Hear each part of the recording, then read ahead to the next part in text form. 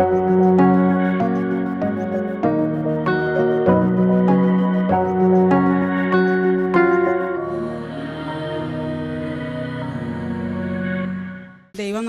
മഹത്വം ഉണ്ടായിരിക്കട്ടെ. എൻ്റെ പേര് മേരി ജോസഫ്. ഞാൻ എറണാകുളം വരാപ്പുഴയിൽ നിന്ന് വരുന്നു. ഞാൻ 2019 ജൂലൈ 26 ഇവിടെ വന്നത്. ഞാൻ വളരെ വേദനയോടെ ഉടമ്പടി എടുക്കാൻ വന്നതല്ല. എൻ്റെ മോൻ ജോലിക്ക് ഒരു 2.5 ലക്ഷം രൂപ ബോംബെയിൽ കൊടുത്തിട്ട് ജോലിയും കിട്ടിയില്ല, പൈസയും കിട്ടിയില്ല. ജോലി വേറെ സ്ഥലത്തുനിന്ന് ആവും, പൈസ നിങ്ങൾ പിന്നെ തന്നാൽ മതി എന്ന് പറഞ്ഞ് സൂത്രത്തിൽ ഞങ്ങൾ സർട്ടിഫിക്കറ്റ് അവിടെ നിന്ന് മേടിച്ചെടുത്തു. അപ്പോഴത്തേക്കും നിങ്ങൾ നോക്കിക്കോ, സർട്ടിഫിക്കറ്റിൻ്റെ കോപ്പി വേറെ സ്ഥലത്ത് കൊടുക്കാനാന്ന് പറഞ്ഞ് സർട്ടിഫിക്കറ്റ് ഞങ്ങൾ കൈക്കലാക്കി. പക്ഷേ ഈ പൈസ എന്ത് ചെയ്തിട്ടും കിട്ടാണ്ടായി. പിന്നീടും അവൻ പല സ്ഥലത്തും ജോലിക്ക് ശ്രമിച്ചിട്ട് ജോലിയിൽ ഇൻ്റർവ്യൂ മുഴുവൻ അവൻ പാസ്സാവും. ഒരിക്കൽ പോലും അവന് ജോലിയുടെ കയറ്റാന്ന് പറയും, സമയം എത്തുമ്പോൾ 2 ഷിപ്പ് അടുപ്പിച്ച് വരും. മർച്ചൻ്റ് നേവി ആയിരുന്നു അവൻ പഠിച്ചത്. 2 ഷിപ്പ് വരുമ്പോൾ ചെറിയ ഷിപ്പിൽ കയറണ്ട എന്ന് വിചാരിച്ച് അത് ഒഴിവാക്കിയിട്ട് വലിയ ഷിപ്പ് നോക്കിക്കൊണ്ട് വെക്കും. അവസാനമാകുമ്പോൾ വലിയ ഷിപ്പിലും അവനെ വിളിക്കൂല. ഇങ്ങനെ വിഷമിച്ചുകൊണ്ടിരുന്നപ്പോൾ അവന് ഭയങ്കര പ്രയാസമായി. ഞാൻ കാരണം കുടുംബത്തിൻ്റെ 2.5 ലക്ഷം രൂപയും പോയി. എനിക്ക് ഇത്രയും പ്രായമായിട്ടും ജോലിയും കിട്ടണില്ല. അവന് ജോലിയിലേക്ക് ഷിപ്പിലേക്ക് 27 വയസ്സായ പിന്നെ ഷിപ്പിലേക്ക് എടുക്കൂല. അങ്ങനെ ഇരുന്നപ്പോൾ അവൻ ഒരു ദിവസം പെട്ടെന്ന് എന്നോട് യാത്രയായിട്ട് പറഞ്ഞു, ഞാൻ ബോംബെ പോവാണ്, എൻ്റെ നഷ്ടപ്പെട്ടു പോയ പൈസ കാരണന്മാർക്ക് തിരിച്ചു തരണമെന്ന് പറഞ്ഞു. അപ്പം ഞാൻ പറഞ്ഞു, നീ ആരെ കൂടെ ബോംബെക്ക് പോകണു എന്ന് ചോദിച്ചപ്പോൾ പറഞ്ഞു, ഞാൻ തനിച്ചാണ് പോണേ, എൻ്റെ ഒരു കൂട്ടുകാരൻ അവിടെ ഉണ്ടെന്ന് പറഞ്ഞു. ഞാൻ എൻ്റെ ബന്ധത്തിൽ അമ്മയുടെ ആങ്ങളയുടെ ഒരു മകനാണ് ബോംബെയിലുള്ളത്. അവൻ്റെ നമ്പർ തപ്പിയെടുത്ത് വിളിച്ചു ചോദിച്ചപ്പോൾ പറഞ്ഞു, ചേച്ചി ആ പൈസയ്ക്ക് ബോംബെക്ക് പോകണ്ട, ബോംബെയിൽ കൊന്നിട്ടാൽ പോലും ആരും അറിയൂല എന്ന് പറഞ്ഞു. അപ്പം ഇവൻ പറഞ്ഞു, എത്ര പറഞ്ഞാലും അമ്മ പറഞ്ഞാലും ഞാൻ പോകും, ഞാൻ മരിക്കണമെങ്കിൽ മരിച്ചോട്ടെ, എന്നാലും നിങ്ങളുടെ പൈസ എനിക്ക് തിരിച്ചു തരണമെന്ന് പറഞ്ഞു. ജീവിതത്തിൽ എൻ്റെ കല്യാണം കഴിഞ്ഞിട്ട് ഞാനും എൻ്റെ ഭർത്താവും ഒരുമിച്ച് കരഞ്ഞു ഒരു ദിവസമായിരുന്നു. കാരണം 2 മക്കളാണ് ഞങ്ങൾക്കുള്ളത്. അതിൽ ഇവളുടെ കല്യാണം കഴിഞ്ഞു, പിന്നുള്ളൊരു മകനാണ്. അപ്പം പറഞ്ഞു, വേളാങ്കണ്ണി പോയി പ്രാർത്ഥിച്ച് കിട്ടിയ മോനാണ്, ഇനി കാണാൻ പറ്റുമോ എന്നറിയാൻ പാടില്ലാന്ന് പറഞ്ഞു. അപ്പം ഞാൻ ചോദിച്ചു, ഞാൻ ആലപ്പുഴ കൃപാസനത്തിലൊന്ന് പോട്ടെ എന്ന് ചോദിച്ചു. ഒരിക്കലും ദൂരേക്ക് എന്നെ വിടൂലാത്ത ആളാ. പെട്ടെന്ന് എന്നോട് പറഞ്ഞു, പോയിക്കോന്ന് പറഞ്ഞു. ഞാൻ വേഗം എൻ്റെ ഒരു കൂട്ടുകാരിനെ വിളിച്ചിട്ട് പറഞ്ഞു, എൻ്റെ കൂടെ ഒന്ന് കൃപാസനം വരെ വരുമെന്ന് ചോദിച്ചപ്പോൾ അവൾ പറഞ്ഞു 2 ദിവസം കഴിഞ്ഞിട്ട്. ഞാൻ പറഞ്ഞു, ഇല്ല, എൻ്റെ മോൻ ബോംബെയിൽ എത്തുന്നതിന് മുമ്പ് എനിക്കിവിടെ എത്തണമെന്ന് പറഞ്ഞു. അപ്പോൾ അവൾ പറഞ്ഞു, അത്ര അത്യാവശ്യം? ഞാൻ പറഞ്ഞു, അതേടി, എനിക്ക് അത്ര അത്യാവശ്യമാണെന്ന് പറഞ്ഞു. പിറ്റേ ദിവസം ഞാനും അവളും അയലൊക്കത്തെ ഒരു ചേച്ചിനെ അവളും കൂട്ടി വിളിച്ചു. ഞങ്ങൾക്ക് ഈ സ്ഥലം അറിയില്ലാത്തതുകൊണ്ട് ഞാൻ ടൂറ് പോയിപ്പോൾ ഒരിക്കൽ ഇവിടെ വന്നിട്ടുണ്ട്, പള്ളികൾ കയറിയപ്പോൾ, അത്രേ എനിക്കറിയുള്ളൂ. അങ്ങനെ ഞാനിവിടെ വന്ന് പ്രാർത്ഥിച്ചെങ്കിലും ഉടമ്പടി എടുക്കാൻ ഞാൻ റെഡി ആയില്ലായിരുന്നു. കാരണം ഉടമ്പടി എങ്ങനെയാണ് എനിക്കത് പാലിക്കാൻ കഴിയുമെന്ന് അറിയില്ല. കാരണം അപ്പം ഞാൻ തിരിച്ച് ഒരു 3:45 തിരിച്ച് പോകാൻ നേരത്ത് എൻ്റെ നേരെ എതിർവശത്തേക്ക് ഒരു കൊച്ചു വന്നു. അപ്പം ഞാൻ പെട്ടെന്ന് കൊച്ചു എന്നെ ഇങ്ങനെ നോക്കിയപ്പോൾ ഞാൻ ആ കൊച്ചിനോട് ചോദിച്ചു, മോളെ ഇവിടെ ഉടമ്പടി എടുക്കണമെങ്കിൽ എന്താ ചെയ്യേണ്ടത്? അപ്പം ഞാൻ വന്നത് രാവിലെ എന്നിട്ട് പോലും ഒരു ഉച്ചയാവാറായി ഞങ്ങളിവിടെ എത്തിയപ്പോൾ, എന്നിട്ട് പോലും ഞാൻ ആരോടും ചോദിച്ചിട്ടുണ്ടായില്ല. അപ്പോൾ ആ കുട്ടി പറഞ്ഞു, ചേച്ചി രാവിലെ വെളുപ്പിന് 5:30 പ്രാർത്ഥന ചെല്ലണം, ആഴ്ചയിൽ ഒരിക്കൽ ഉപവാസം എടുക്കണം, വൈകിട്ട് ഇന്ന പ്രാർത്ഥന എല്ലാം. അതൊരു 5 മിനിറ്റ് കൊണ്ട് ആ കുട്ടി പറഞ്ഞപ്പോൾ ചോദിച്ചു, ഇത്രയേ ഉള്ളൂ? അപ്പോൾ ഞാൻ പറഞ്ഞു, ഉപവാസം ഞാൻ എല്ലാ ആഴ്ച എടുക്കണതാണെന്ന് പറഞ്ഞു. അപ്പം ഞാൻ പറഞ്ഞു, എന്നാൽ ഞാൻ ഉടമ്പടി എടുത്തിട്ടാ വന്നോളൂ എന്ന് പെട്ടെന്ന് അങ്ങോട്ട് പറയത്. അപ്പോൾ എൻ്റെ കൂടെയുള്ളവർ പറഞ്ഞു, മേരി സമയം വൈകുമെന്ന് പറഞ്ഞു. ഇല്ല, ഞാൻ ഉടമ്പടി എടുത്തിട്ടാ വരുള്ളൂ, നിങ്ങൾ പോകണമെങ്കിൽ പൊയ്ക്കോ എന്ന് പറഞ്ഞപ്പോൾ അവരും ഞാനും ഉടമ്പടി എടുത്തു. അന്ന് 6 നിയോഗം പറഞ്ഞപ്പോൾ ഞാൻ ആദ്യം വെച്ചത് എൻ്റെ മോൻ ജീവനോടെ തിരിച്ചെത്തണമെന്നാണ്. കാരണം അല്ലെങ്കിൽ പിന്നെ എനിക്ക് 5 ഉടമ്പടി കൊണ്ട് 5 ആവശ്യം കൊണ്ട് ഒരു പ്രയോജനം ഉണ്ടാവില്ല. ആ ആദ്യത്തെ നിയോഗം തന്നെ എൻ്റെ മോൻ ഒരു കുഴപ്പം കൂടാതെ തിരിച്ചെത്തി. കൂടാതെ അവൻ്റെ കൂട്ടുകാരൻ പയ്യനും ഹോട്ടലിലായിരുന്നു. അവൻ അവിടുത്തെ ഒരാളെ പരിചയപ്പെടുത്തി കൊടുത്തു, ഇന്നോണം പൈസയ്ക്ക് അവരായിട്ട് സംസാരിക്കാൻ. അപ്പോൾ അയാൾ സംസാരിച്ചോളാമെന്നും പറഞ്ഞ് അങ്ങനെ ഒരാളെയും കണ്ടുപിടിച്ചിട്ടാണ് അവൻ തിരിച്ചു വന്നത്. 2ാമത്തെ ഉടമ്പടി ഞാൻ വെച്ചത്, ഇവൻ തിരിച്ചെത്താണെങ്കിൽ അവനൊരു ജോലി അല്ലെങ്കിൽ അനുഗ്രഹിക്കണം. അവൻ വളരെ നിരാശയിലാണ് മാതാവേ എന്നും പറഞ്ഞായിരുന്നു. അങ്ങനെ അവന് പിന്നീട് അവരും ഇവിടെ മാസം പ്രാർത്ഥന ഉണ്ടായിരുന്നു. അപ്പോൾ അവനും ഇവിടെ വരുമായിരുന്നു. അങ്ങനെ ഞങ്ങൾ ഈ പൈസ അവിടെ കൊടുത്തത് കൂടാതെ ഈ വൈറ്റ്ലയിലൊരു ഓഫീസിലും വീണ്ടും 60,000 രൂപ കൊടുത്തു. വീണ്ടും അവിടെ 3 ലക്ഷം രൂപയും കൂടി പിന്നെ കൊടുക്കണം. അപ്പോൾ ഞാനിങ്ങനെ വിഷമിച്ചിരിക്കുക, വേലയെടുത്ത് മുഴുവൻ തീർന്നുകൊണ്ടിരിക്കുകയാണല്ലോ, മാതാവ് എന്ത് ചെയ്യുമെന്ന് ഓർത്ത്. അപ്പം അച്ഛൻ ഈ അൾത്താരേന്ന് വിളിച്ച് പറയാണ്, ഭയങ്കര തിരക്കായിരുന്നു, ഞങ്ങൾ ഫ്രണ്ടിൽ അവിടെ ഇരുന്നത്. അപ്പം എനിക്ക് എഴുന്നേക്കാനും പറ്റില്ല, ഇരിക്കാനും പറ്റാത്ത ഞാനാ. അപ്പം അച്ഛൻ പറഞ്ഞു, ഒരു സ്ഥലത്ത് പൈസ 2.5 ലക്ഷം രൂപ കൊടുത്തു, അത് നഷ്ടപ്പെട്ടു. വീണ്ടും ഇപ്പോൾ 60,000 രൂപ കൊടുത്തു, അത് കൊടുത്തോണ്ട് ഇനിയത്തെ പൈസ കൊടുക്കണമെന്നറിയാതെ ഒരമ്മ ഇവിടെ ഇരുന്ന് വിഷമിച്ച് കരയേണ്ടെന്ന്. ഇത് കേട്ടപ്പോഴേ ഓർത്തെ, അയ്യോ ഇത് എന്നെ തന്നെയല്ലേ പറഞ്ഞതെന്ന്. അപ്പോൾ അച്ഛൻ ഒന്നോടെ റിപ്പീറ്റ് ചെയ്തത് പറഞ്ഞു. അപ്പോൾ ഞാൻ ശരിക്കും കേട്ടത് ഞാൻ തന്നെയാണല്ലോ എന്ന്. അവരെ മാതാവ് കാണണ്ടട്ടോ എന്ന് പറഞ്ഞു. ഞാൻ ശരിക്കും എൻ്റെ അടുത്തിരുന്നവരെ പോലും കണ്ടായില്ല, ഞാൻ കീപ്പോട്ട് നോക്കിയിരുന്ന് കരയായിരുന്നു. അപ്പോൾ എനിക്കിനി ഉറപ്പായി, ഇനി എവിടെ പൈസ കൊടുത്താലും എന്നെ എൻ്റെ മാതാവ് കണ്ടല്ലോ, അത് മതി എന്നുള്ളൊരു പ്രതീക്ഷയായിരുന്നു. പിന്നീട് അവൻ ഇൻ്റർവ്യൂ പാസ്സാവാൻ നേരത്ത് ഈ ലോക്കറ്റും കൊണ്ടാണ് പോയത്. അവൻ ഇൻ്റർവ്യൂ പാസ്സാവുകയും ചെയ്തു. ഓറെന്ന് പറഞ്ഞ കമ്പനിയിൽ അവന് ജോലി ലഭിക്കുകയും ചെയ്തു. അതിനുശേഷം ബൈബിളിലൊരു വാക്യം പറയുന്നുണ്ട്, കാലപറിക്ക് നിന്നവൻ ഏറ്റവും മുൻപനായിന്ന്. ആ ഷിപ്പിൽ നിന്ന് അവൻ ഇറങ്ങിയത് കൊറോണ വന്നിട്ട് 13 മാസം കഴിഞ്ഞപ്പോഴവൻ ഇറങ്ങാൻ പറ്റിയ. അപ്പോൾ പല പ്രാവശ്യം അവൻ പറഞ്ഞു, ഞാൻ ഇത്രയും വൈകി ഇറങ്ങിയാൽ എനിക്ക് നഷ്ടമായി, ഇറങ്ങി കയറുമ്പോഴേ സാലറി കൂടുള്ളൂ എന്ന് പറഞ്ഞപ്പോൾ ഞാൻ പറഞ്ഞു, മോനെ ഇങ്ങോട്ട് ഇറങ്ങി ആരെയും കൊറോണ കാരണം അങ്ങോട്ട് കയറ്റുന്നില്ല എന്ന് പറഞ്ഞു. അങ്ങനെ 13 മാസം കഴിഞ്ഞാണ് ഇറങ്ങിയപ്പോൾ അവന് അത്രയും നാൾ ആ ഷിപ്പിൽ നിന്ന കാരണം കൊണ്ട് നല്ലൊരു സർട്ടിഫിക്കറ്റാണ് അവിടുത്തെ ക്യാപ്റ്റൻ കൊടുത്തത്. അതായത് സ്വന്തമായിട്ട് എല്ലാ കാര്യങ്ങളും മാനേജ് ചെയ്യാൻ കഴിയുന്ന എന്നുള്ള സർട്ടിഫിക്കറ്റായിരുന്നു. അത് കാരണം അവൻ ഇറങ്ങിക്കഴിഞ്ഞപ്പോൾ പിന്നീട് അപേക്ഷിച്ചപ്പോൾ അതിനേലും നല്ലൊരു കമ്പനിയിലേക്ക് കിട്ടി. ഇപ്പോൾ ഏറ്റവും നല്ല കമ്പനിയായ ടോം കമ്പനിയിൽ ഏറ്റവും നല്ല സാലറിയോടെ ദൈവം മാതാവും തിരുക്കുമാരനും എൻ്റെ മോന് ജോലി നൽകി അനുഗ്രഹിച്ചു. ഈ കൃപാസനത്തിൽ വന്നിട്ടുണ്ടായിരുന്നില്ലായിരുന്നെങ്കിൽ ഒരിക്കൽ പോലും ഞങ്ങൾക്ക് ആ നിലയിലെത്താൻ സാധിക്കില്ലായിരുന്നു. 3ാമത്തെ നിയോഗം വെച്ചത് എൻ്റെ ഈ മോക്ക് വേണ്ടിയിട്ടാണ്. ഇവൾ പഠിക്കുമ്പോഴൊക്കെ വളരെ പഠിക്കാൻ പിറകിലായിരുന്നു. അപ്പോഴൊക്കെ ഞാൻ ഓർത്ത് വിഷമിച്ചിട്ടുണ്ട്. അന്നേകാലം ചെറുതായിരുന്നപ്പോൾ ഞാൻ കൂട്ടുകുടുംബത്തിൽ മൂത്ത ആളായിട്ട് വന്നേ. മക്കളെ പഠിപ്പിക്കേണ്ട സമയത്തൊന്നും ഞാൻ പഠിപ്പിക്കാൻ പറ്റിയില്ല. എനിക്ക് എല്ലാവരെയും നോക്കേണ്ട ഉത്തരവാദിത്തങ്ങളുണ്ടായിരുന്നു. പിന്നീട് ഞങ്ങൾക്ക് സാമ്പത്തിക ബുദ്ധിമുട്ടുള്ള കാരണം ഞാൻ ഇൻഷുറൻസ് ഏജൻ്റായിട്ട് ജോലി നോക്കായിരുന്നു. അപ്പോഴും എൻ്റെ കുട്ടികളെ ഇരുത്തി പഠിപ്പിക്കാൻ പറ്റിയില്ലോ എന്നോർത്ത് ഞാൻ ഒരുപാട് വിഷമിച്ചിട്ടുണ്ട്. അത് കാരണം ഇവളെ നേഴ്സിംഗ് കഴിഞ്ഞ് ഇവൾക്ക് UK പുറത്ത് രാജ്യത്തേക്ക് പോകണമെന്ന് പറഞ്ഞപ്പോൾ ഞാൻ മാതാവിനോട് പറഞ്ഞു, മാതാവേ IELTS OET ഇതിന് എഴുതാൻ അറിയാൻ പറ്റുമെന്ന് എനിക്കറിയാൻ പാടില്ല, എഴുതിയിട്ടാണ് പോകാൻ പറ്റണേ, എഴുതാണ്ട് പോകാൻ പറ്റുമോ, ഇതൊന്നും മാതാവിനോട് പറയാം, എനിക്കറിയില്ല കേട്ടോ മാതാവേ.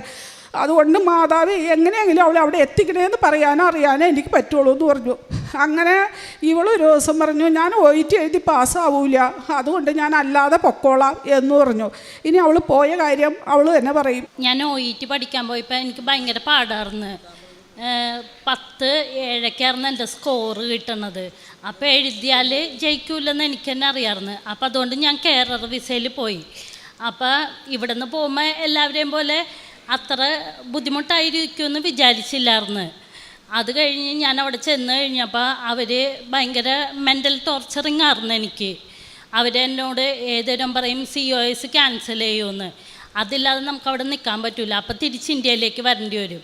അതുകൊണ്ട് അവർ പറയണ പോലെ തന്നെ ഡ്യൂട്ടി ഷെഡ്യൂളാണെങ്കിലും ചെയ്ത് ഞാൻ ഫുൾ നൈറ്റാണ് ചെയ്യാറുള്ളൂ. അവരതാണ് എന്നെ കൊണ്ട് ചെയ്യിപ്പിക്കണത്. അപ്പോൾ ആകെ എനിക്ക് നിരാശയായി. അങ്ങനെ ഞാൻ OET എഴുതാമെന്ന് തീരുമാനിച്ച്. എനിക്കല്ലാതെ വേറൊരു ഓപ്ഷൻ ഉണ്ടായില്ല. അങ്ങനെ ഞാൻ OET ഏറ്റവും ആദ്യം അറ്റംപ്റ്റ് ചെയ്ത് എനിക്ക് കിട്ടിയില്ല. റീഡിങ്ങാണ് എനിക്ക് പോയിക്കൊണ്ടിരിക്കുന്നത്. അത് കഴിഞ്ഞ് 2ാമത് എഴുതാൻ വേണ്ടി തീരുമാനിച്ച്. അപ്പോഴേക്കും ഞാൻ ജോസഫ് അച്ഛന് സ്വപ്നം കണ്ട് അച്ഛൻ എന്നോട് പറയണതാണ്, നീ OET പാസ്സാവൂലെന്ന്.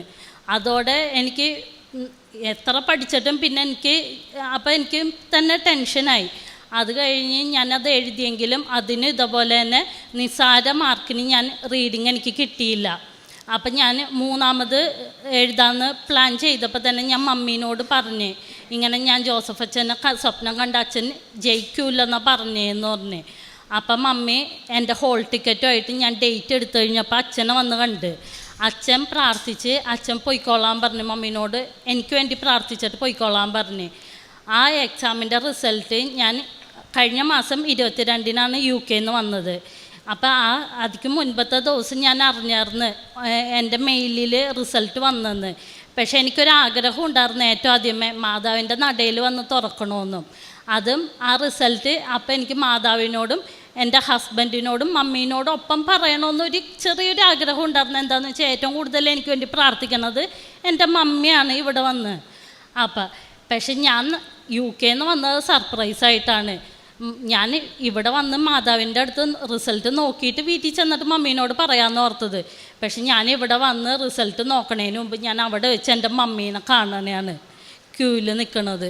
അത് കഴിഞ്ഞ് മമ്മീനോടും കൂടി ഞാൻ റിസൾട്ട് ഞാൻ നോക്കാൻ പോണെയാണ് പ്രാർത്ഥിച്ചേക്കെന്ന് പറഞ്ഞിട്ടാണ് ഞാൻ ഇവിടെ വന്നിരുന്ന് എൻ്റെ റിസൾട്ട് നോക്കണത്. എനിക്ക് ഒട്ടും പ്രതീക്ഷയുണ്ടായില്ല റീഡിങ് കിട്ടുമെന്ന്. ഞാൻ ഇവിടെ വന്ന് 4ാമത്തെ അറ്റംപ്റ്റ് എഴുതണമെന്ന് പ്ലാൻ ചെയ്ത് വെച്ച ഞാനാണ്. എൻ്റെ മാതാവിൻ്റെ ഒരു അനുഗ്രഹം കൊണ്ട് എനിക്ക് റീഡിങ് കിട്ടി. എനിക്കിപ്പോൾ UK സ്കോർ ഉണ്ട്. അതുപോലെ എനിക്കൊരു ഓവർ കോൺഫിഡൻ്റ് ഉണ്ടായിരുന്നു. എനിക്ക് ലിസണിങ് എനിക്ക് 380 ഉണ്ടായിരുന്നു 2 പ്രാവശ്യവും. അപ്പം എങ്ങനെ കറക്കി കുത്തിയാലും അതും എക്സാം കഴിഞ്ഞപ്പോഴും ഞാൻ ഹസ്ബൻഡിനോട് പറഞ്ഞു ലിസണിങ് നല്ല എളുപ്പമായിരുന്നു, അപ്പം എന്തായാലും നല്ല മാർക്ക് ഉണ്ടാവുമെന്ന്. പക്ഷേ എൻ്റെ ഓവർ കോൺഫിഡൻറ്റ് കാരണം എനിക്ക് ലിസണിങ് കിട്ടിയുമില്ല. 340 നിസ്സാര മാർക്കിന് പോയി. പക്ഷേ എനിക്ക് ക്ലബിങ് സ്കോറോടുകൂടി മാതാവ് എന്നെ UK ഇപ്പം ഇതാക്കി തന്ന് സ്കോർ കിട്ടി. പിന്നെ ഞാൻ പ്രേക്ഷിത പ്രവർത്തനമായിട്ട് ഇംഗ്ലീഷ് ന്യൂസ് പേപ്പർ കൊണ്ടുപോകുമായിരുന്നു. അത് ഞാൻ UK കൊടുക്കുമായിരുന്നു. അതുപോലെ ഞാൻ OET സെൻറ്ററിൽ ചെല്ലുമ്പോഴും ഞാൻ എല്ലാവരോടും പറയും ഞാനിപ്പോൾ എന്തായിരിക്കണം അതൊരു മാതാവിൻ്റെയും ദൈവത്തിൻ്റെ ഒരു വലിയ കൃപയാലാണ്. എന്താണെന്ന് വെച്ചാൽ അതിനുള്ളൊരു യോഗ്യത എനിക്കില്ല. പിന്നെ ഞാൻ പ്രേക്ഷിത പ്രവർത്തനം ഹസ്ബൻഡിൻ്റെ കയ്യിൽ പൈസ കൊടുത്ത് പറ്റണ രീതിയിൽ ചെയ്യുമായിരുന്നു. പിന്നെ ഉപവാസം എടുത്ത് പ്രാർത്ഥിക്കുമായിരുന്നു. പിന്നെ എന്നെക്കൊണ്ട് പറ്റണ രീതിയിൽ ഞാൻ എന്നെ അറിയാവുന്നവരോടും അറിയില്ലാത്തവരോടും കാണുന്നവരോടൊക്കെ പറയുമായിരുന്നു. എനിക്ക് കിട്ടിയ കുറേ അനുഗ്രഹങ്ങളുണ്ട്, അത് ഈ വേദിയിൽ പറഞ്ഞാൽ തീരുന്നതല്ല. പരിശുദ്ധ ദൈവമാതാവിനും തിരുക്കുമാരനും നന്ദി. 4ാമത്തെ നിയോഗമായിട്ട് ഞാൻ വെച്ചത് ഞങ്ങളുടെ വീട് ഉള്ളിലേക്ക് കയറിയിട്ട് അപ്പോൾ കാറ് കയറൂല. അപ്പം മോന് എന്നും അതൊരു വിഷമായിരുന്നു. അങ്ങനെ ഞങ്ങളുടെ വേറൊരു സ്ഥലം ഞങ്ങളൊരു 3 സെൻറ്റ് സ്ഥലം മേടിച്ചപ്പോൾ അതൊരു അമ്പലത്തിൻ്റെ അടുത്താണെന്നും പറഞ്ഞ് ഹസ്ബൻഡിന് അവിടെ താമസിക്കാൻ ബുദ്ധിമുട്ടായിരുന്നു. ആ സ്ഥലം മേടിച്ചപ്പോൾ അവർക്ക് ബാധ്യതയുള്ള കാരണം അവരുടെ സ്ഥലം ആരാ വാങ്ങിയെന്നും പറഞ്ഞ് അതിലെനിക്കൊരു മാനഹാനിയും തോന്നി. അങ്ങനെ ഞങ്ങൾ വേറെ സ്ഥലം വാങ്ങിക്കാൻ തീരുമാനിച്ചപ്പോൾ ഞങ്ങൾ ഈ സ്ഥലം വിറ്റിട്ട് എൻ്റെ ഉള്ള സ്വർണ്ണമൊക്കെ കൊടുത്ത് ഞാനതെൻ്റെ ഡയറിയിൽ ഒരു 10 പേജിലും എഴുതിയിട്ടുണ്ട്. ഒരു 50 ലക്ഷം രൂപയ്ക്ക് വരെയാണ് ഞങ്ങൾ ടാർഗറ്റ് ഇട്ടത്. അത് ഉണ്ടാക്കാനായിട്ട് ഞങ്ങൾക്ക് ഇന്നോണം ചെയ്യാമെന്ന്. പക്ഷേ സ്ഥലമൊക്കെ നോക്കിയിട്ടും ഒരു സ്ഥലവും ഞങ്ങൾക്ക് പറ്റിയില്ല, സ്ഥലവും കിട്ടിയില്ല. പക്ഷേ ഞാൻ ഉടമ്പടി വീണ്ടും പുതുക്കിയത് സ്ഥലം അന്ന് വെച്ച ഉടമ്പടിയിലല്ലേ കർത്താവ് സമയമാകുമ്പോൾ തരുമെന്ന് എനിക്കറിയായിരുന്നു. പക്ഷേ ഞാൻ ഉടമ്പടി ഒരിക്കൽ പോലും 100% ഭംഗിയായി എനിക്ക് പാലിക്കാൻ കഴിഞ്ഞില്ല. അപ്പോൾ ഓരോ തവണയും ഞാൻ ഉടമ്പടി പുതുക്കുമ്പോൾ വിചാരിക്കും അടുത്ത തവണ ഉടമ്പടി പുതുക്കിയിട്ട് എനിക്ക് കൃത്യമായിട്ട് എല്ലാം പാലിക്കണം എന്ന് വിചാരിക്കും. പിന്നെ ഞാൻ വീഴും. അങ്ങനെ ഇത് 10ാമത്തെ പുതുക്കലാണ് ഞാൻ. അപ്പോഴൊക്കെ എൻ്റെ സ്ഥലം കിട്ടാണ്ടായപ്പോഴൊക്കെ എന്നെ എല്ലാവരും വീട്ടുകാരൊക്കെ ചോദിച്ചു നീ ഏത് സ്ഥലം അങ്ങനെ വാങ്ങിക്കാൻ നോക്കണം, നിങ്ങളുടെ നാട്ടിൽ സ്ഥലം ഇല്ലേ എന്നൊക്കെ ചോദിച്ചപ്പോൾ ഞാൻ പറഞ്ഞു ദൈവത്തിൻ്റെ അടുത്ത് ഒന്നും കൊടുത്ത് ഏൽപ്പിച്ചിട്ടില്ല, തരുമ്പോൾ സന്തോഷത്തോടെ മേടിക്കാം, അല്ലാണ്ട് ഒന്നും കൊടുത്ത് ഏൽപ്പിച്ചിട്ടില്ലോ എന്ന് പറഞ്ഞു. പക്ഷേ ഞങ്ങൾ ഓരോ സ്ഥലം നോക്കി കണ്ടതും മോന് ഇഷ്ടമാവേണ്ടതും മറ്റുള്ളവരെന്നെ കളിയാക്കാനും തുടങ്ങി. നിങ്ങൾക്ക് റോഡ് സൈഡ് തന്നെ വേണം, ഇപ്പം പറയണമെന്ന് യൂണിറ്റ് തന്നെ വേണമെന്ന്. ഒരു കാര്യം ചെയ്യും, വീടോടുകൂടി വേണ്ട, തന്നെ സ്ഥലമായിട്ട് വേണം പണിയണം നിങ്ങൾക്ക്. അപ്പോൾ ഉള്ള വീട്ടുകാരോട് പൊളിച്ച് മാറ്റി തരാൻ പറഞ്ഞ് എന്നെ കളിയാക്കി എൻ്റെ കൂട്ടുകാരിയുടെ കെട്ടിയോ. അപ്പോൾ ഞാൻ പറഞ്ഞു ഞാൻ വിശ്വസിക്കുന്ന തമ്പുരാൻ ശക്തനാണ്, എനിക്കാ കുറവുള്ളത്. എന്തെങ്കിലും കാരണം കൊണ്ട് കിട്ടിയില്ലെങ്കിൽ അതെൻ്റെ കുറവാണ്, ദൈവത്തിൻ്റെ കുഴപ്പമല്ല, എനിക്കതിനുള്ള യോഗ്യതയേ ഉള്ളൂ എന്ന്. അങ്ങനെ പറഞ്ഞ് സ്ഥലത്തിന് കാത്തിരുന്ന എൻ്റെ മുൻപിലേക്ക് നമ്മൾ കോടി ലോട്ടറി അടിക്കൂലേ അങ്ങനത്തെ ഒരു അവസ്ഥ വന്നേ. കാരണം മോന് ജോലി കിട്ടാൻ നേരത്തും അച്ഛൻ ഇവിടെ നിന്ന് അവനെ ബ്ലസ് ചെയ്തായിരുന്നു പാസ്പോർട്ട് മേടിച്ച്. അതുപോലെ സ്ഥലം കിട്ടാണ്ട് ഇപ്പം ഞാൻ വന്ന അച്ഛനോട് പറഞ്ഞപ്പോൾ അച്ഛനെ എനിക്കൊരു കാശ് രൂപം തന്നു. നിങ്ങൾക്ക് ഇഷ്ടപ്പെട്ട സ്ഥലം കാണുമ്പോൾ അവിടെ ഈ കാശ് രൂപം ഇടുന്നു പറഞ്ഞു. ഞാൻ കണ്ട സ്ഥലം ഒന്നും ഇഷ്ടമായില്ല. പിന്നെ കണ്ട സ്ഥലം 16 സെൻറ്റ് സ്ഥലം 7 ലക്ഷം രൂപ വെച്ച് 1 കോടിക്ക് മുകളിൽ. അപ്പം ഞാൻ എൻ്റെ കാശ് രൂപം കയ്യിൽ തന്നെ വെച്ചു. കാരണം അതെനിക്കൊന്നും സ്വപ്നം കാണാൻ പറ്റാത്തതല്ലേ എന്നോർത്ത്. തിരിച്ച് അത് ഞാൻ നോക്കിയപ്പോൾ അടുത്ത പറമ്പിലുള്ള കുട്ടി എൻ്റെ കൂട്ടുകാരി അവളെന്നോട് പറഞ്ഞേ അത് 16 സെൻറ്റ് സ്ഥലമാണ്, ഈ ജന്മം മുഴുവൻ നിങ്ങൾ പണിയെടുത്താൽ മേടിക്കാൻ പറ്റൂല എന്ന് പറഞ്ഞു. ഞാൻ അത് മോനോട് പറഞ്ഞു കഴിഞ്ഞപ്പോഴത്തേക്കാണ് മോന് നല്ല കമ്പനിയിലേക്ക് ഇവൻ പറഞ്ഞ സാലറിക്ക് കമ്പനി അവനെ എടുത്തത്. അത് ഞങ്ങൾക്ക് വലിയൊരു ദൈവകൃപ മാതാവ് തന്നതാ. ഈ ഇവിടെ വന്ന നമുക്ക് എങ്ങനെയാണ് മാതാവ് വഴി തുറക്കണമെന്ന് നമുക്ക് അറിയാൻ പറ്റൂല. ആ 16 സെൻറ്റ് സ്ഥലം അളന്നപ്പോൾ 15 സെൻറ്റ് ഉണ്ട്. 98 ലക്ഷം രൂപയും അതിൻ്റെ ആധാര ചെലവ് ഉൾപ്പെടെ 1 കോടിക്ക് മുകളിലായിരുന്നു അതിൻ്റെ വില. അത് എനിക്ക് അത്രയും പൈസ ഒന്നിച്ച് കൊടുക്കാൻ പറ്റില്ല എന്ന് പറഞ്ഞപ്പോൾ മോൻ കയറിപ്പോയി എനിക്ക് ഓതറൈസേഷൻ എഴുതി തന്നിട്ട്. ആ പൈസ 3 മാസം കൊണ്ട് ബാങ്ക് മുഖാന്തരം കൊടുത്ത് 1 കോടി സ്ഥലം 2023 ഒക്ടോബർ 5-ാം തീയതി ആധാരം ചെയ്യാൻ ഈ പരിശുദ്ധ അമ്മ ഞങ്ങളെ സഹായിച്ചു. എൻ്റെ ജീവിതത്തിൽ ഞാൻ സ്വപ്നം കാണാത്തൊരു കാര്യമായിരുന്നു അത്. അതിൽ ഇപ്പം 3110, അതായത് 1922 സ്ക്വയർ ഫീറ്റ് വലിപ്പമുള്ളൊരു വീടും ഈ കഴിഞ്ഞ ആഴ്ച ഇതുപോലെ തന്നെ അതിന് പ്ലാൻ കിട്ടാണ്ടായി. ഇപ്പം അച്ഛൻ ബ്ലസ് ചെയ്ത് തന്നു. ആ പ്ലാനിന് പഞ്ചായത്തിൽ നിന്ന് ഈ മാസം പെർമിറ്റ് 4-ാം തീയതി 8-ാം തീയതി അടുത്ത മാസമാണ് പെർമിറ്റിന് സൈറ്റ് വിസിറ്റിന് ഞങ്ങൾക്ക് തന്നത്. പഞ്ചായത്ത് കൊടുത്തതിൻ്റെ പിറ്റേ ദിവസം ഞാൻ ചെന്ന് പഞ്ചായത്തിലെ പ്രസിഡൻറ്റിനെ കണ്ടപ്പോൾ പിറ്റേ ദിവസം തന്നെ പെർമിറ്റിന് കൊടുത്തേക്കാൻ പറഞ്ഞു. അവർ പെർമിറ്റും തന്നു. 3000 സ്ക്വയർ ഫീറ്റിൻ്റെ വീടിനാണ് നാളെ മിക്കവാറും അച്ഛൻ വന്ന് സ്ഥാനം കാണാൻ പോണത്. ഈ കൃപാസനത്തിൽ ഞാൻ വരുമ്പോൾ ഒരു സാധാരണയായ ഒരാളുടെ ഭാര്യയായിട്ടാണ് ഞാൻ വന്നത്. ഇന്ന് നമ്മൾക്കൊന്ന് എല്ലാം ഞാൻ ഉടമ്പടിയിൽ ഞാൻ വിചാരിച്ചത് വീണ്ടും ഇത് പുതുക്കണം, ഓരോ ദിവസവും ദൈവത്തിന് പ്രീതികരമായി എങ്ങനെ ജീവിക്കാൻ കഴിയുമെന്ന് ഓർത്ത പുതുക്കിയത്, അല്ലാണ്ട് ഇത്രയും വലിയ സ്വപ്നങ്ങൾ കണ്ടല്ല പുതുക്കിയത്. അതിനേക്കാൾ ഉപരി അന്ന് വരെ ഉണ്ടായിരുന്ന എൻ്റെ ക്രൈസ്തവ ജീവിതം, ഞാനൊരു വേദേശ ടീച്ചറാണ്, 27 കൊല്ലമായി വേദേശം പഠിപ്പിക്കുന്നു. അപ്പോൾ എനിക്കൊരു കുറവുണ്ടായിരുന്നു. സാക്ഷ്യമൊന്നും എനിക്ക് കേൾക്കണ്ട, എനിക്കറിയാലോ ദൈവത്തിന് കഴിവുള്ളതാണെന്ന്, ദൈവം ചെയ്യുന്നു. അപ്പോൾ സാക്ഷ്യം കേൾക്കൽ അത്ര ഇങ്ങനെ അറിയാൻ പാടാത്തൊരു കേട്ടാൽ മതിയിലോന്ന്. അത് എന്നിലുള്ളൊരു അഹങ്കാരമായിരുന്നു. കാരണം മറ്റൊരാളുടെ സാക്ഷ്യം കേൾക്കുമ്പോഴാണ് നമ്മളുടെ കുറവും നമ്മുടെ കുറച്ചുകൂടി നമ്മൾ എങ്ങനെയാണ് ഈശോയിൽ വളരേണ്ടതെന്നും നമുക്ക് മനസ്സിലാവണത്. കൂടാതെ അച്ഛൻ്റെ ടോക്ക് എല്ലാം കേൾക്കണമെന്ന് എനിക്ക് ആഗ്രഹമുണ്ട്. അപ്പോൾ ഇതിനകത്ത് പരിശുദ്ധ കുർബാന കാണിക്കുമ്പോൾ എനിക്കൊരു പേടി, അത് നമ്മൾ ഫുൾ ടൈം ഇരുന്ന് കേൾക്കാൻ പറ്റില്ല. അപ്പോൾ പണിയെടുക്കുമ്പോഴൊക്കെ ബാക്കി ഞാൻ കേൾക്കണത്. അപ്പോൾ ഇത് കേൾക്കാമോ ഇല്ലയോ എന്ന് ഞാൻ പിന്നീട് പുതുക്കി ഇപ്പോൾ ചോദിച്ചപ്പോൾ പറഞ്ഞു കേൾക്കാമെന്ന്. ഇപ്പം എൻ്റെ ഏറ്റവും ഇഷ്ടം അച്ഛൻ്റെ പഴയ ടോക്കുകളും ഇപ്പോഴത്തെ ടോക്കും ഒക്കെ യൂട്യൂബിൽ നിന്ന് കേൾക്കുക എന്നുള്ളതാണ്. അതുപോലെ എനിക്കൊരു ഏറ്റവും വലിയൊരു ഇതുണ്ടായിരുന്നു സീരിയൽ കാണുക എന്നുള്ളത്. അത് ഇവിടെ ഉടമ്പടി എടുത്തതിന് ശേഷം എപ്പോഴാണ് പോയതെന്ന് പോലും എനിക്കറിയില്ല. ഒരു ദിവസം ഒരു സീരിയലിൽ ഇത് ഇഷ്ടമായില്ല. അപ്പം ഞാൻ ഹസ്ബൻഡിനോട് പറഞ്ഞു ഇവർ വെറുതെ വലിച്ചു നീട്ടാണെന്ന് പറഞ്ഞു. അപ്പോൾ ഹസ്ബൻഡ് പറഞ്ഞു നമുക്കിത് നിർത്തിയാലോ എന്ന് പറഞ്ഞു. രണ്ടുപേരും ഒറ്റ തീരുമാനമായിരുന്നു. അതെങ്ങനെയാന്ന് അത് നിങ്ങൾ പറഞ്ഞ വിശ്വസിക്കുന്നറിയില്ല. പള്ളിയിൽ കൊന്ത നടക്കുക അല്ലെങ്കിൽ പെരുന്നാളിന് നൊവേന നടക്കുമ്പോൾ ഞാൻ വണ്ടി ഭയങ്കരമായിട്ട് ഓണടിച്ച് വരുമ്പോൾ അവർ പറയും മേരി എന്തിനാ എത്ര തിരക്കെന്ന് പറയുമ്പോൾ സീരിയലിൻ്റെ ഒരു ചെറിയ വാക്ക് വിട്ടുപോകും, അടുത്ത പരസ്യം കഴിഞ്ഞിട്ടുള്ള അത്രയെങ്കിലും അത്ര കിട്ടും എന്ന് പറഞ്ഞാൽ എനിക്കാണ് ആ സീരിയൽ ഉപേക്ഷിക്കാൻ ദൈവം കൃപ തന്നത്. കൂടാതെ അത് കഴിഞ്ഞ് എനിക്ക് സിനിമ കാണുന്നതിനോടായിരുന്നു ഇഷ്ടം. ഇപ്പം അതും പോയി. രാവിലെ എഴുന്നേൽക്കുക, യൂട്യൂബിൽ നിന്ന് ആദ്യം ഞാനെടുത്ത് കൃപാസനത്തിൻ്റെ നമ്മുടെ 5:30 ഇത് കഴിഞ്ഞ് കഴിഞ്ഞാൽ പള്ളിയിൽ പോകും. പള്ളിയിൽ കഴിഞ്ഞ് വന്നു കഴിഞ്ഞാൽ ആദ്യം ദൈവത്തിന് സ്തോത്രഗീതം വയ്ക്കും ഞാൻ. അത് കഴിഞ്ഞാൽ പിന്നെ അച്ഛൻ്റെ ടോക്ക് വയ്ക്കും. പിന്നെ അങ്ങനെ ഓരോന്നായിട്ട്. അപ്പോൾ എനിക്ക് ഏറ്റവും ഇപ്പോൾ സന്തോഷം ഇവിടെ വന്ന് ഇത്രയും വലിയ നിലയിലെത്തിയാലല്ല, അതെൻ്റെ ഒരു വലിയ ഭൂമിയിലുള്ള എൻ്റെ ഒരു ഉത്തരവാദിത്തമായിരുന്നു എൻ്റെ മക്കളെ ഒരു കര എത്തിക്കുക എന്നുള്ളത്. അതിന് എനിക്ക് പരിശുദ്ധ അമ്മയും തിരുക്കുമാരനും നൽകിയ നന്മകൾക്ക് ഇനി നന്ദിയായി ജീവിക്കുക. പഴയ ഇസ്രായേൽ ജനത്തോട് ദൈവം ചോദിക്കുന്നുണ്ട്, നിങ്ങളും ഞാനുമായി ഒരു ഉടമ്പടി വെക്കട്ടെ എന്ന് മോശ വഴി ചോദിക്കും. അപ്പം ജനം പറയും, ഏകസ്വരത്തിൽ പറയും ഞങ്ങളും സമ്മതം എന്ന് പറയും. അങ്ങനെ അവർ ഉടമ്പടിക്ക് ദൈവം മുദ്ര വയ്ക്കുമ്പോൾ അവർക്ക് ദൈവം 4 വാഗ്ദാനങ്ങൾ നൽകി. ഒന്ന്, ദൈവത്തിൻ്റെ സ്വന്തം ജനമായിരിക്കും, ദൈവത്തിൻ്റെ തിരഞ്ഞെടുക്കപ്പെട്ട ജനമായിരിക്കും, ദൈവത്താൽ നയിക്കപ്പെടുന്ന ജനമായിരിക്കും, ദൈവത്തിൻ്റെ പുരോഹിത ജനമായിരിക്കുന്നു.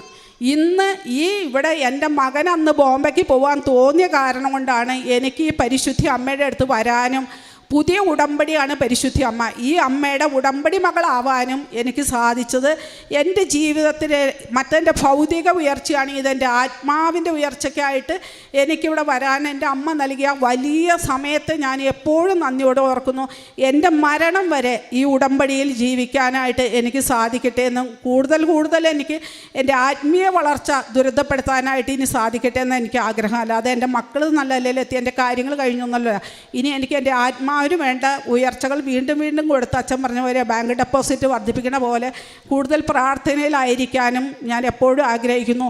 കൂടാതെ ഈ 3 പ്രാവശ്യവും ഇപ്പം മോന് ജോലിക്കും സ്ഥലം വാങ്ങാനും മോളുടെ ഇതിനും അച്ഛനാണ് ബ്ലസ് ചെയ്ത് തന്നെ. അപ്പോൾ അച്ഛനെ ഞാൻ എപ്പോഴും നന്ദിയോടെ ഓർക്കണം. അച്ഛന് ഒത്തിരി ബുദ്ധിമുട്ടുകളുണ്ടെങ്കിലും നമ്മളെ ബ്ലസ് ചെയ്യാൻ ഇവിടെ നിൽക്കുമ്പോൾ അച്ഛനും ആരോഗ്യവും ആയുസ്സും ഒക്കെ ഈശ്വരൻ നിറയെ കൃപയും കൊടുത്ത് നമ്മളെ ഓരോരുത്തരും ഇവിടെ വന്നവരെ അനുഗ്രഹിക്കാൻ അച്ഛന് സാധിക്കട്ടെ എന്ന് പ്രാർത്ഥിക്കുകയും ചെയ്യുന്നു. പിന്നെ എനിക്ക് ഉടമ്പടി വച്ചപ്പോൾ 2 ആവശ്യങ്ങൾ എൻ്റെ ജോലിയുടെ ഉയർച്ചയ്ക്ക് വേണ്ടിയിട്ടായിരുന്നു. മോൻ ഇത്രയും നല്ല നിലയിലെത്തിയ കാരണം അതെനിക്ക് ആവശ്യമുണ്ടായിരുന്നില്ല. അത് ജോലി ഞാൻ നിർത്താ ചെയ്ത്. അപ്പോൾ ഞാനിവിടെ സാക്ഷി എഴുതി കൊടുത്തപ്പോൾ ഞാൻ പറഞ്ഞു 80% എനിക്ക് സാധിച്ചു, 20% എനിക്ക് ഉടമ്പടി വച്ചാൽ സാധിച്ചില്ല, 20% എനിക്ക് ആവശ്യമുണ്ടായിരുന്നില്ല.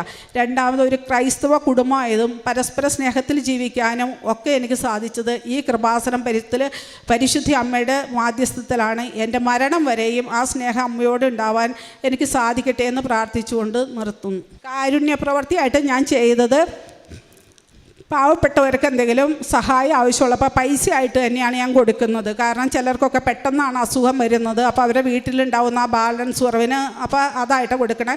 പിന്നെ കൃപാസനം പത്രം ഞാൻ ആദ്യമൊക്കെ അടുത്തുള്ളവർക്ക് കൊടുത്തേ. പിന്നെ മാതാവ് എനിക്ക് ഇത്രയും വലിയ കൃപ വന്നപ്പോൾ ഞാൻ അത് ബസ്സുകളിൽ തന്നെ കൊടുക്കാൻ തുടങ്ങി. കാരണം ബസ്സിൽ പോണവർ അപ്പോൾ ചിലരൊക്കെ മേടിച്ചിട്ട് തിരിച്ചു വന്നു. അതുകൂടാതെ ഞാൻ അച്ഛൻ ഗവൺമെൻറ് ആശുപത്രി വന്നപ്പോൾ ഞാൻ അവിടെ കൊണ്ടുപോയി അവർക്ക് ഭക്ഷണം ചെറിയ സ്നാക്സിനോടൊപ്പം തന്നെ ഈ പത്രം കൊടുത്തു. ഒരാൾ എന്നെ മുറിയിൽ നിന്ന് ഇറങ്ങി പോകാൻ പറഞ്ഞ് ഭയങ്കരമായിട്ട് ഷൗട്ട് ചെയ്തു, ചേച്ചി ഇറങ്ങുമെന്ന് പറഞ്ഞു. അപ്പോൾ പുറത്തേക്ക് ഇറങ്ങി കഴിഞ്ഞപ്പോഴത്തേക്കും ഞാൻ ഓർത്തു, എനിക്ക് കിട്ടിയ കൃപയേക്കാൾ വലുതൊന്നും അല്ലല്ലോ ഈ അപമാനം, സാരമില്ലാന്ന്. അതുപോലെ അമൃത ഹോസ്പിറ്റൽ ഭയങ്കര സെക്യൂരിറ്റി, അവിടെ നമുക്ക് പത്രമൊന്നും കൊടുക്കാൻ പറ്റില്ല. അപ്പോൾ ഞാൻ അവിടുത്തെ ട്രീറ്റ്മെൻറ്റിലാണ്. അപ്പോൾ ഞാൻ അവിടെ ഹസ്ബൻഡിനെ കാണിക്കാനായിട്ടും കൊണ്ടുപോയി കഴിഞ്ഞപ്പോൾ ഞാൻ അവിടെ ഓരോ സ്ഥലത്തും ഞാൻ പത്രം കൊടുക്കും. ആ സെക്യൂരിറ്റി എന്നെ ഓടിച്ചു വിടുമ്പോൾ ഞാൻ അപ്പുറം വഴി കൂടെ പോയി വേറെ സ്ഥലത്ത് പത്രം കൊടുത്ത് പത്രം ഞാൻ അവിടെ തീർത്തു. ഓരോരുത്തരോടും ഞാൻ പയ്യെ വർത്താനം പറയാൻ മാതിരി അവരുടെ അടുത്തിരിക്കും. അവിടെ പത്രം അവരോട് കാര്യങ്ങൾ പറഞ്ഞിട്ട് പത്രം കൊടുക്കും. അടുത്ത സ്ഥലത്ത് നിന്ന് അടുത്ത ആളുടെ അടുത്തിരിക്കും, കാര്യങ്ങൾ പറയും. എന്നിട്ടൊന്ന് വായിച്ച് നോക്ക്, മതം മാറ്റമൊന്നും അല്ല, നിങ്ങൾ വെറുതെ വായിക്കുക. അപ്പോൾ മാതാവ് നിങ്ങൾക്ക് ഇത് വിധിച്ചിട്ടുണ്ടെങ്കിൽ നിങ്ങളുടെ നിസ്സഹായ സമയത്ത് നിങ്ങളുടെ അടുത്ത് എത്തിക്കോളും മാതാവ് എന്ന് പറഞ്ഞു. ഗവൺമെൻറ് ആശുപത്രി ചിലപ്പോൾ ഒരു ചേച്ചി ഇവിടേക്ക് നമുക്ക് പൈസയും തന്നോട്ട് ഇവിടെ നേർച്ച ഇടുന്നു പറഞ്ഞ് അവർ ഇവിടെ വരുമെന്ന് പറഞ്ഞു. 2-3 ഹിന്ദുക്കൾ വന്നു. ഇപ്പം ഞാൻ കൊണ്ടുപോയി വെച്ചേക്കണ പത്രവും ഞങ്ങളുടെ അടുത്തുള്ള ഹിന്ദുക്കൾക്ക് അറിയണ പള്ളി കൊടുത്തിട്ട് കാര്യമില്ലല്ലോ, അറിയാത്തവർക്ക് കൊടുക്കാമെന്ന് ഓർത്ത് അവിടെയാണ് ഞാനത് വെച്ചേക്കണത്.